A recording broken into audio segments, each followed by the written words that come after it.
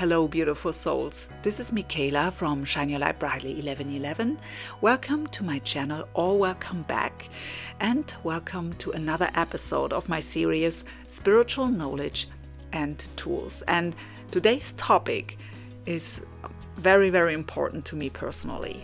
It is about hypersensitivity, not just about what it even means or how to deal with it when you are hypersensitive, but also how to deal with someone who is hypersensitive if you aren't. I know out of my own experience how people around me struggle sometimes to understand me, to deal with me, and are also very intimidated by me, but there is no reason for it. But I will talk about that in the video, but before we go there, there's something I didn't say there. So when you are hypersensitive, you might always have the feeling to not fit in, to be weird even, or strange, or even have been told that you are weird. And as a child, it's very common, or as a teenager too, that we are told that we are too sensitive. So put yourself together, right? And at some point you just shut down and never really learned how to deal with it, never considered what this truly is, why you are feeling the way you feel, just thinking it's wrong, that you are wrong, that something's wrong with you. And that's so sad. But there are many of us out there. So I thought I put my knowledge about it together. And thank you so much for being here. With that said, let's just jump right into the video. Ever wondered why some individuals seem to perceive the world around them on a more profound level? They are not just taking in the sights and sounds like the majority, but they are feeling the energy. They are hypersensitive to energies. But what does that even mean? Let's break it down. Imagine you are at a party. The music's loud, people are laughing, having a good time. But for someone hypersensitive to energies, they are not just hearing the music, they are feeling it, plus the energies of all the people in the room and much more. They are not just seeing people laugh, they are sensing their joy and any other emotion, even suppressed ones. They are experiencing the world around them in high definition, feeling the energies of people, places, even objects. Now, don't get the wrong idea. This isn't about being psychic or having some sort of sixth sense. It's about heightened perception and awareness. It's a matter of sensitivity to the various types of energies that exist, be it emotional, spiritual, or physical. Emotional energy is perhaps the most common. It is the vibe you get of people when you walk into a room. It's that gut feeling that tells you someone's happy, sad, excited, or anxious, even if they are trying to hide it. Then there is spiritual energy. This is a little more abstract and can be tied to things like aura or the energy of the universe in general.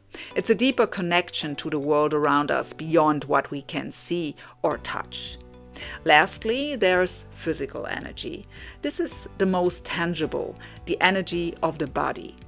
Someone hypersensitive to this type of energy may be more attuned to their own body and its needs, or even the needs of others, which is where energy healing comes in. Energy healing is a holistic practice that activates the body's subtle energy systems to remove blocks.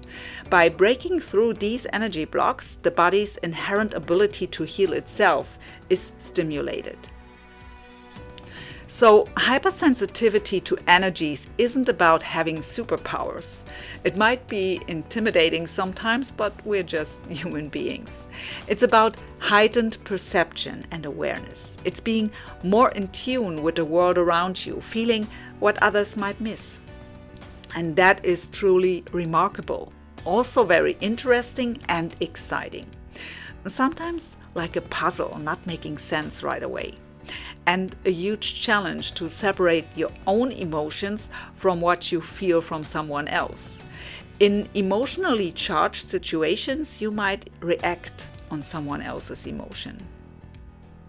Now that we've identified what energy hypersensitivity is, let's delve further into the reality of this phenomenon.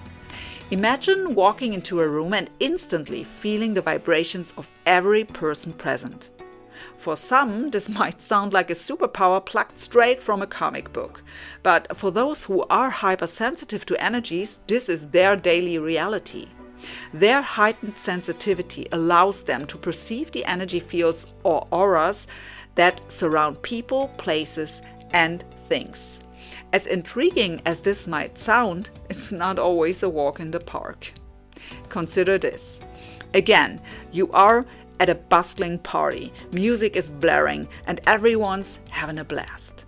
Yet, amidst this vibrancy, you are picking up on the subtle undercurrents of people's emotions and thoughts. You sense the anxiety of the host, the melancholy of a guest trying to blend in, and even the excitement of two people falling in love. It's like being tuned into a radio frequency that no one else can hear. Overwhelming? You bet. But it's not all challenging. Being hypersensitive to energy also comes with unique advantages. Those with this sensitivity often find themselves drawn to healing professions, where their ability to sense others' energies can be used to help and heal. They can empathize deeply, understand others on a profound level, and often have a heightened sense of intuition. However, it's essential to understand that for them, navigating daily life can sometimes feel like a tightrope walk. They might need more time alone to process the energies they've absorbed, and they often prefer calm, peaceful environments over crowded, energetic ones. They may also need to learn how to shield themselves from negative energies. Focus on grounding techniques to keep themselves centered is important too. It's a unique journey, one that requires patience, understanding, and a lot of self-care. Being hypersensitive to energies is a blessing, but can feel like a curse sometimes, especially as long as you didn't learn how to deal with it.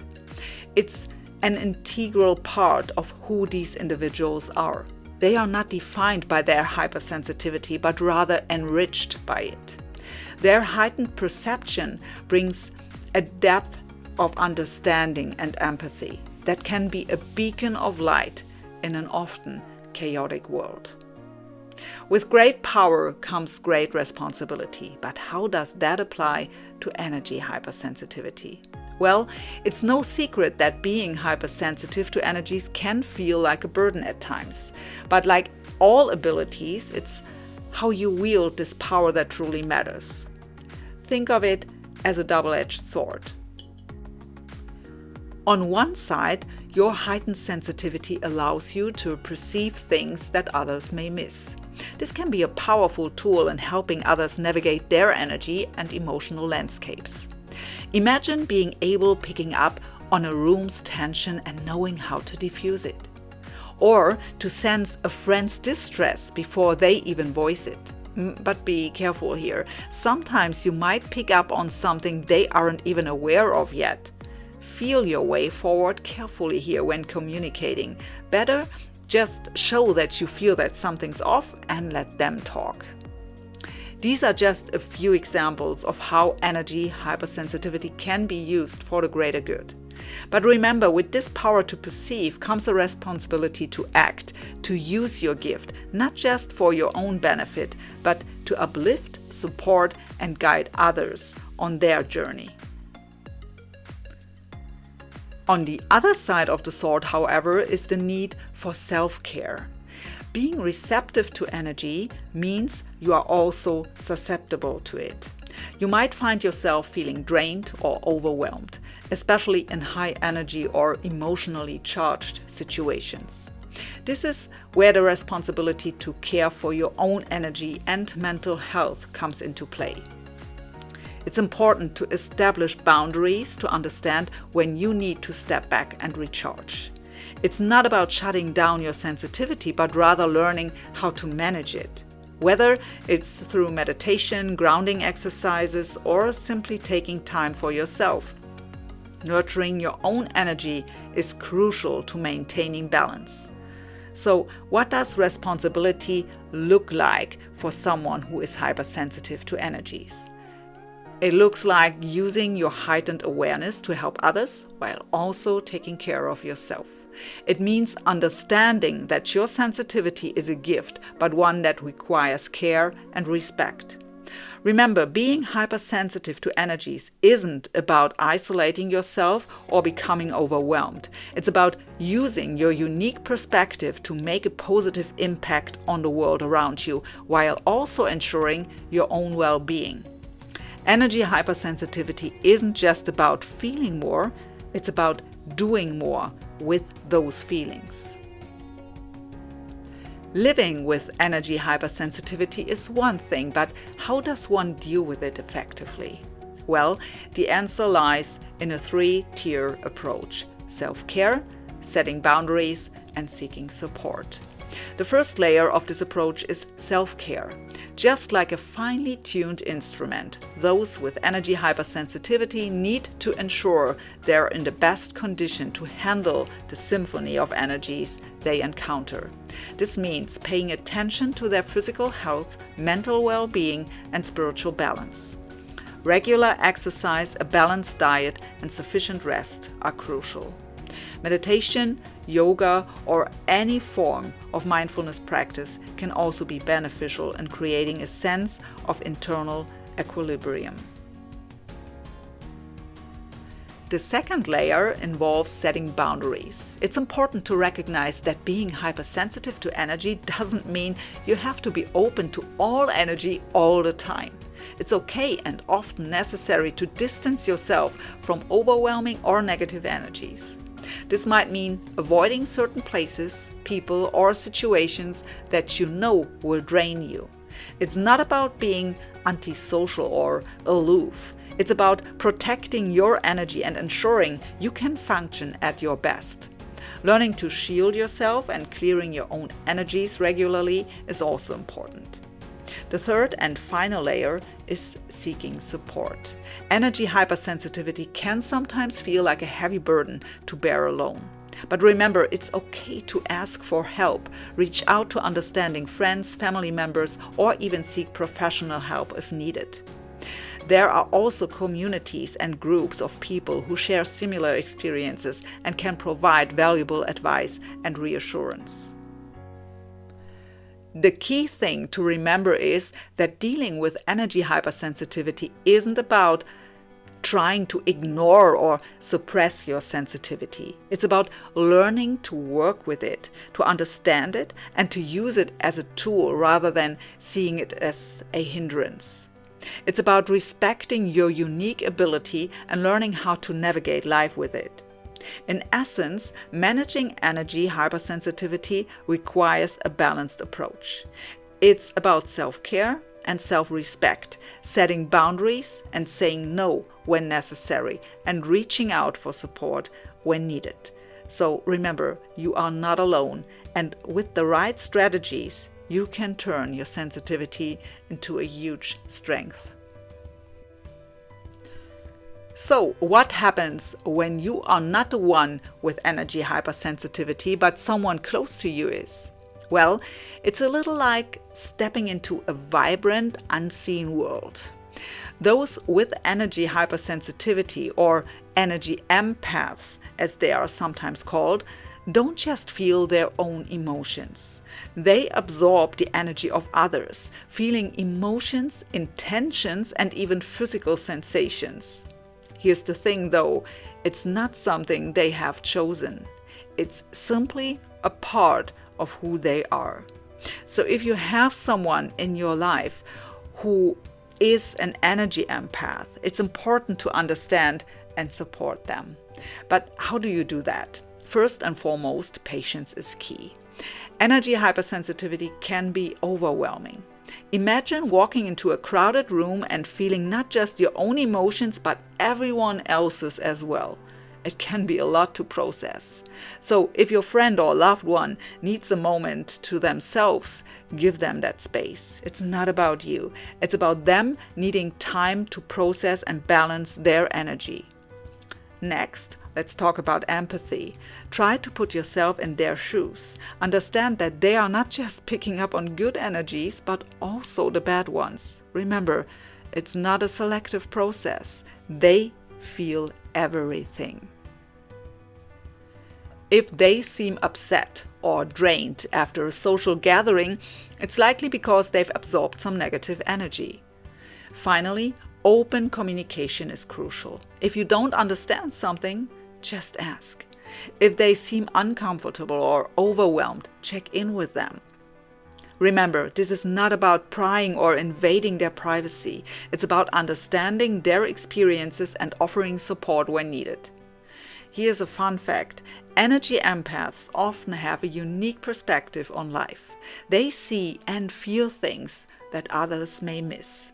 So while supporting them, you might just find that you are learning and growing too. Understanding someone with energy hypersensitivity can enrich your relationship with them and help you see the world in a new light, more colorful, richer.